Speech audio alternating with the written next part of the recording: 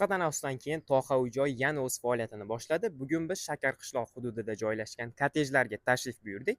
Bu kottejlar haqida to'liq ma'lumotni video davomida bilib olasiz. Kottejlarimiz 2 qavatli bo'lib, har biri o'zining podvaliga ega.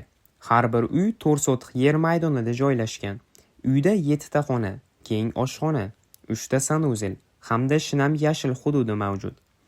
Kommunikatsiyalarga kelsak, gaz, suv, elektr energiyasi va kanalizatsiya tarmoqlari bilan to'liq ta'minlangan. Ushbu kottejlar haqida to'liq ma'lumotini, lokatsiyasini bilmoqchi bo'lsangiz, kommentda plus belgisini qoldiring. Qisqa tanaffusdan keyin Toha uy-joy yana o'z faoliyatini boshladi. Bugun biz Shakarqishloq hududida joylashgan kottejlarga tashrif buyurdik.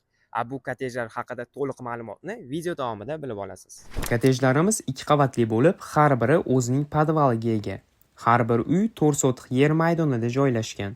Uyda 7 ta xona, keng oshxona, 3 ta sanuzel hamda shinam yashil hududi mavjud.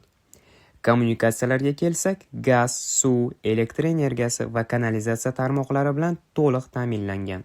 Ushbu kottejlar haqida to'liq ma'lumotini, lokatsiyasini bilmoqchi bo'lsangiz, kommentda plus belgisini qoldiring.